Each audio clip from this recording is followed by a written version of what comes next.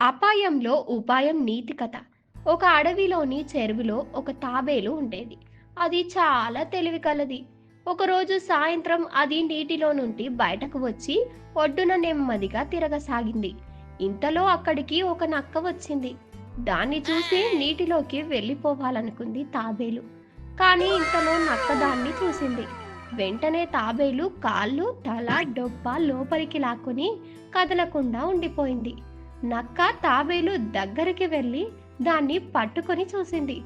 పైన డొప్ప గట్టిగా తగిలింది. తాబేలును తిరగేసి మూతిని దగ్గరగా పెట్టింది. ఇలా నక్క తనని పరీక్షిస్తున్నంతసేపు తాబేలు ప్రాణాలు అరచేతిలో పెట్టుకుని ఊపిరి బిగబట్టుకొని ఉన్నది. ఇంతలో తాబేలుకు ఒక ఉపాయం తట్టింది. దాంతో ధైర్యం చేసి తల కొంచెం బయటకు పెట్టింది. అయ్యో నక్క బావా, నువ్వు ఎన్ని తిప్పలు పడ్డా నా శరీరంలో కొద్దిగా మాంసమైనా తినలేవు. ఎందుకలా అన్నదో అర్థం కాక నక్క అయోమయంగా చూసింది. నా శరీరం తీరే అంత నక్క బావా, నీటిలో నుంచి పైకి రాగానే గాలి తగిలి గట్టి పడిపోతాను. మళ్ళీ నీళ్లు తగిలాయి అనుకో, వెంటనే మెత్తబడతాను. అందుకే నువ్వు నన్ను కాసేపు ఆ నీటిలో నానబెట్టి ఆ తరువాత కడుపారా తినొచ్చు అని చెప్పింది. అసలే జిత్తుల మారినక్క మహా తెలివైనది కదా. తాబేలు మాటలు నమ్మినట్టుగానే తల ఊపింది. తాబేలును నీటిలో ఉంచి పారిపోకుండా కాలితో నొక్కి పెట్టింది. కాసేపు అయ్యాక తాబేలు తెలివిగా, నక్క బావా, నేను పూర్తిగా నానను, కానీ నువ్వు కాలు పెట్టిన చోట నానలేదు అన్నది. దాంతో నక్క కాలు రవ్వంత పక్కకు జరపదామని కాస్త పైకి లేపింది. అందుకోసమే కాచుకుని కూర్చున్న తాబేలు బతుకు జీవుడా అనుకుంటూ చటుక్కున నీటిలోకి జారిపోయింది. ఈ కథలో నీతి ఏమిటంటే, ఎంతటి అపాయం నుండైనా చిన్నపాటి ఉపాయంతో బయటపడవచ్చు. పులిరాజు కబురు. అడవికి దగ్గరలో ఉన్న గ్రామంలో ఒక కుక్క ఉండేది. దానికి అడవిలో పులిరాజుతో స్నేహం ఉండేది. ఒకరోజు అడవి నుంచి ఒక కాకి గ్రామంలోకి కుక్కకు ఒక కబురు మోసుకొచ్చింది. పులిరాజు తన చిట్టి కూన పుట్టినరోజు వేడుక చేస్తున్నాడు. ఆ చిట్టి కూనను ఆశీర్వదించి విందు ఆరగించి పోవలసిందిగా సమాచారం అందించింది కాకి. పులిరాజు తనను గుర్తుంచుకొని కబురు పంపినందుకు సంతోషించింది కుక్క. వెంటనే అడవికి బయలుదేరింది కుక్క. అడవికి వెళుతుండగా దారిలో దానికి పంది కనిపించింది. మిత్రమా, ఎక్కడికి బయలుదేరావు? ప్రశ్నించింది పంది.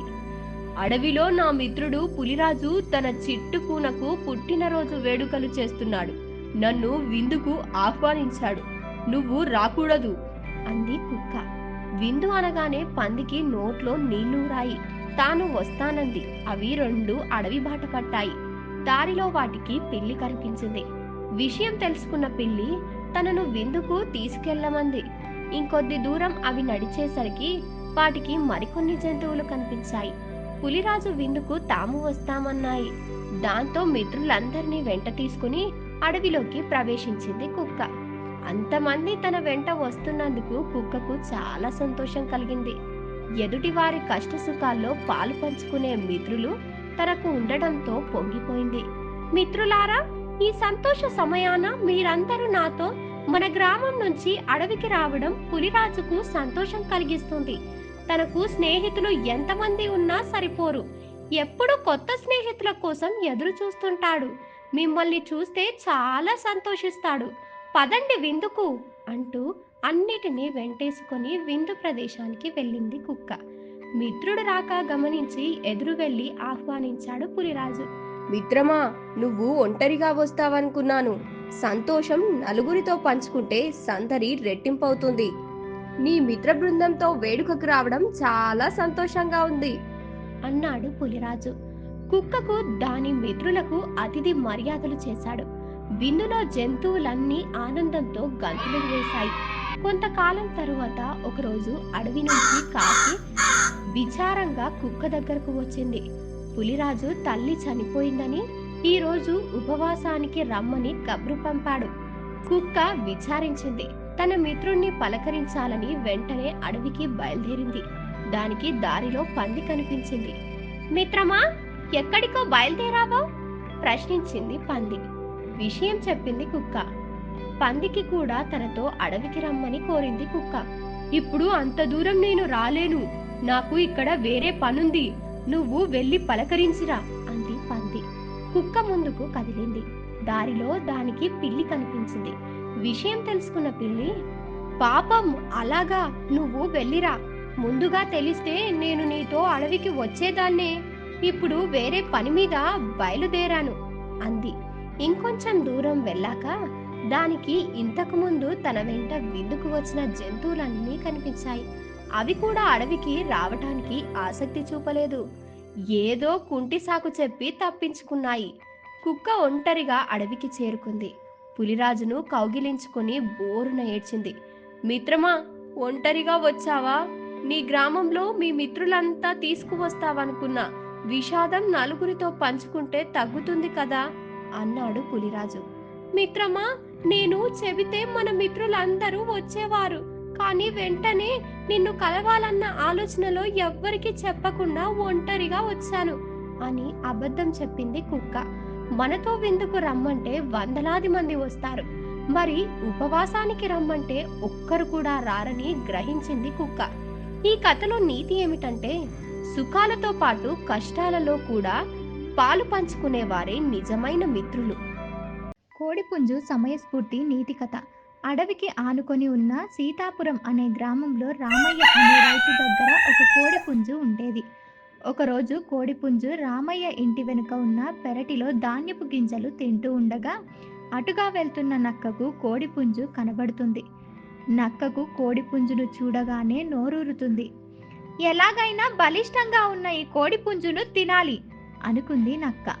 వెంటనే ఒక ఉపాయం ఆలోచించి, కోడి మిత్రమా, నీవు చాలా అందంగా ఉన్నావు, నీ కూత కూడా చాలా మధురంగా ఉంటుంది, ఒకే ఒక్కసారి నా కోసం కూత పెట్టవా అని ఆ జిత్తుల మారి నక్క కోడిపుంజును అడిగింది. నక్క పొగడ్తలకు కోడిపుంజు పొంగిపోయింది. వెంటనే కోడిపుంజు గొంతును సవరించుకొని కళ్ళు మూసుకొని గట్టిగా కూతబెట్టింది. అదే అదునుగా అనుకున్న నక్క కోడిపుంజుపై ఒక్కసారిగా దూకి దానిని నోటితో కరుచుకొని అడవిలోకి పరుగులు తీసింది. అయ్యో, ఈ జిత్తుల మారినక్క కపట బుద్ధి ఎరుగక నక్క మాటలు నమ్మి ప్రాణం మీదకు తెచ్చుకున్నానే అని కోడిపుంజు బాధపడింది. నక్క పరుగెడుతుండగా సమయంలో అటుగా వెళ్తున్న వేట కుక్కల గుంపు నక్కను చూసి వెంబడించడం మొదలుపెట్టాయి. వేట కుక్కల గుంపును చూసిన నక్క భయంతో ఇంకా వేగంగా పరుగులు తీసింది. ఇదంతా చూస్తున్న కోడిపుంజుకు వెంటనే ఒక ఉపాయం తట్టింది. కోడిపుంజు నక్కతో ఇలా అంటుంది, మిత్రమా, వేట కుక్కలు వెంబడిస్తుంది నీకోసం కాదు, నా కోసం, కావున నీవు ఒక్క క్షణం ఆగి నన్ను నీవు ముందు పట్టుకున్నావని కాబట్టి నేను నీకే చెందుతాను, నీవు వాటితో చెప్పు, అప్పుడు అవి వాటి దారిన అవే వెళ్ళిపోతాయి అని నక్కతో అంది కోడిపుంజు. కోడిపుంజు మాటలు విన్న నక్క కోడిపుంజు సలహా బాగుందని ఒక చెట్టు పక్కన ఆగి వెనక్కి తిరిగి కోడిపుంజు చెప్పినట్టుగా చెప్పుదామనుకొని నోరు తెరిచింది.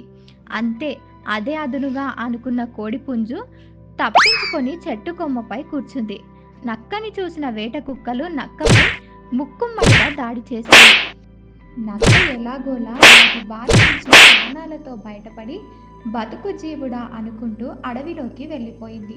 ఇదంతా చెట్టు కొమ్మలపై ఉండి గమనిస్తున్న కోడిపుంజు నక్క వేట కుక్కలు వెళ్ళిపోయాక మెల్లగా చెట్టు కొమ్మలపై నుంచి దిగి ఇంటికి వెళ్ళింది. ఇంకెప్పుడు ఎవరి పొగడ్తలకు పొంగిపోవద్దని బుద్ధి తెచ్చుకుంది. ఈ కథలో నీతి ఏమిటంటే, సమయస్ఫూర్తితో ఎంత పెద్ద ఆపద నుంచి అయినా ఇట్టే బయటపడవచ్చు.